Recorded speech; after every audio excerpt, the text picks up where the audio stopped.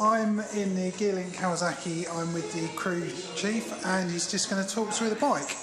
So, which bike is this? This is our Superbike. This is Vittorio Iannuccio Superbike. This was new in 2014.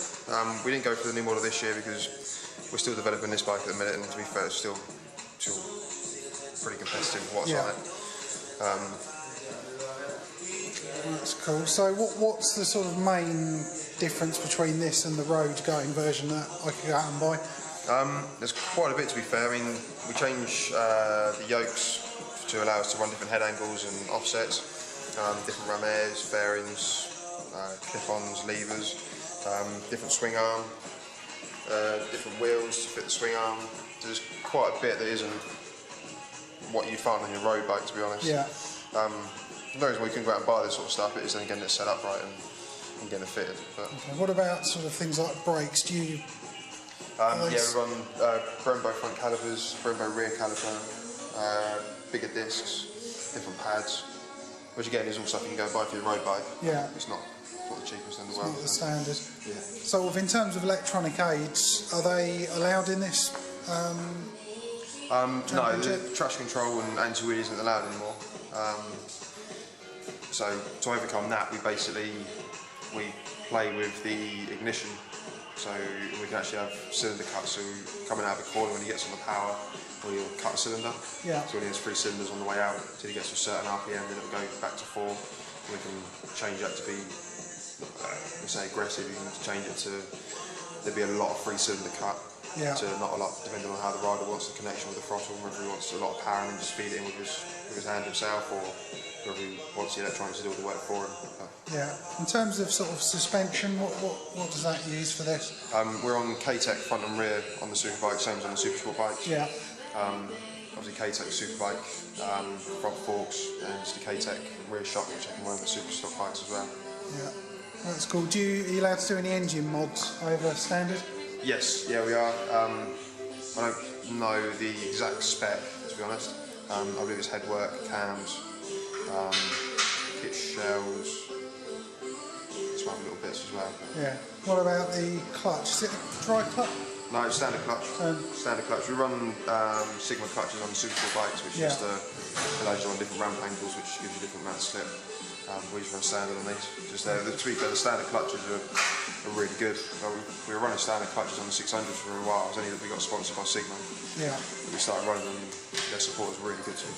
Okay. In terms of sort of performance-wise, do you know the sort of top end of these if they've got long enough? These will do 200 mile an hour.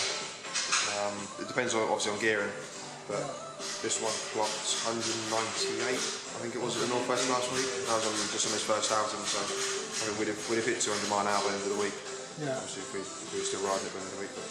Any idea sort of the brands, what the sort of top of them? Around here, they're probably clocking 160 mile an hour down the start finish straight, 165. So it's, I suppose, good brakes in order to stop. Yeah, yeah, you don't want to be running on a paddock. Yeah, it's a bit of a nasty place to come off. So this is all, so it's just fiberglass bodywork? Yeah, all fiberglass bodywork. Inspired by skid marks, who again look after us. The seat pad is made by a guy called Steve Acco, MCI UK. Yeah. Seat pads are really good, to be fair. We had Alice C's one at the Northwest, who's one of the best ones he's done so far, to be honest. Okay, in terms of tyres, are they, it's just Pirelli slicks, because we control tyre throughout the series, all Pirelli tyres. But I'd want 2 tyres which are on Dunlops, but everyone else is on Pirelli. Okay, so there's only a certain amount of compound as well. We've got SC0 and SC1 compound rear, and SC1 and SC2 compound front. The SC0 is as soft as you can get. Yeah.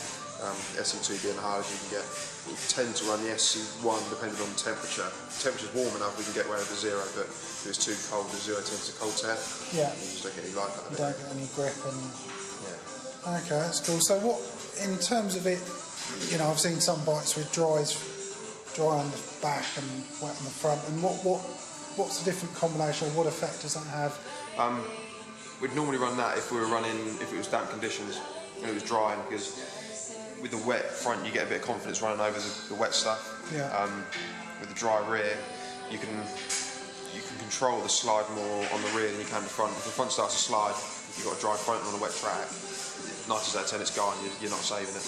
Whereas on the rear, it's 9 times out of 10 because you're giving it too much power, so you can control that. Having a wet front, dry rear, it's normally the combination they go with. It's a damp, dry and track. So the fronts hold up really bad, to be fair, so you can get away with it. That's cool. Do you know what the sort of cost-wise of the tyres are? Off the top of my head, I think it's about $250 a set, give or take. Oh, okay. And what about the bike? You know, in terms of, I know it's a difficult one. Price on it, to be honest, because they're always developing it. It's never standing still. Right. But I mean, to put a price on it, 50 maybe, 50, 60. I mean, So Super Sport's probably about 30, 40. Just because the engine package alone is pretty expensive. To be fair, the engines we're running them are the best engines you can get for the 600s. Yeah. So you pay the money for it, but So it's very hard to put a price on something like this because you can go out and buy it all, but then it's what the whole package is worth, really. Yeah. So it's basically double what you'd pay, at least double your road going. Yeah. And would you say, sort of round the track, this would be significantly faster than the road one, or would it be? Yeah. Just because you can get out of a corner quicker, you can brake a lot later than you can on standard brakes. I don't think the stock times are massively different, but then stock times will have the K-Tech forks, and if you're going off a completely out of the crate road bike, and then compared to this, they'll be a lot different. There is a lot. And what about the exhaust? Is that anything special about that, or is that full aquapovic system, supplied by Race Pass? Yeah. Performance Pass. That's not too special. That is something you can buy off the shelf. That one. The ones on the Super Sport bikes, they're Evo spec. You can't really buy them. You have to seek permission to run them from aquapovic. Oh, okay. They have to give permission, which is something special. Yeah. No, it's nice bit of kit. So the GPS on the back, I see here. What's that used for?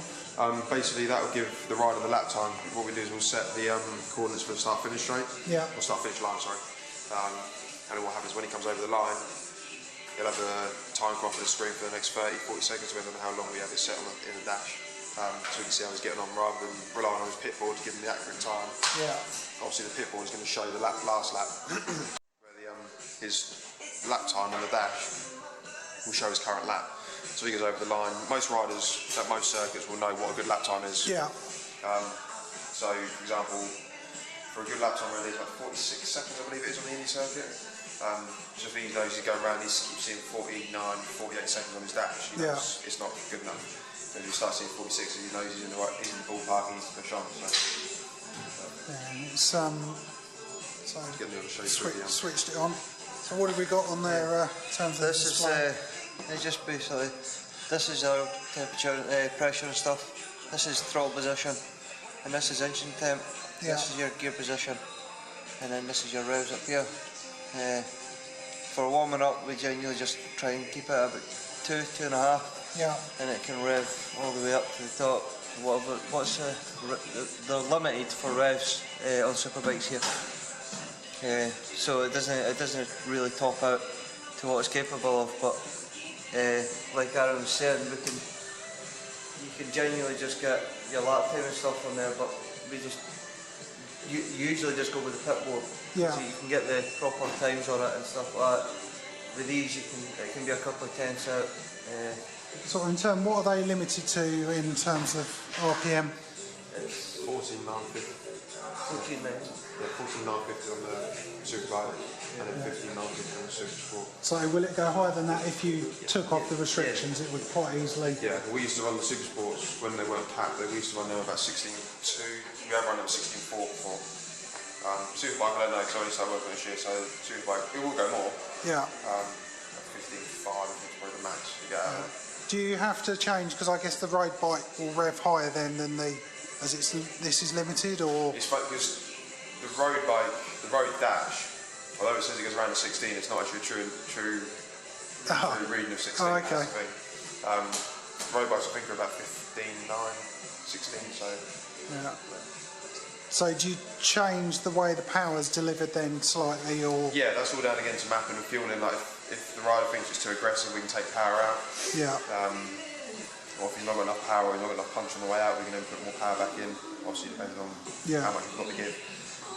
Most riders nowadays, because there's no traction control, they tend to rely on the ignition. So you have to take power out for the initial part, and once obviously they're up over a certain throttle position, they can put power back in.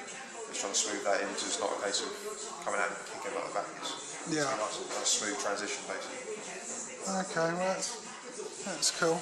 I think that's everything I can think of. I'll probably remember other things, but thank you very much for your time.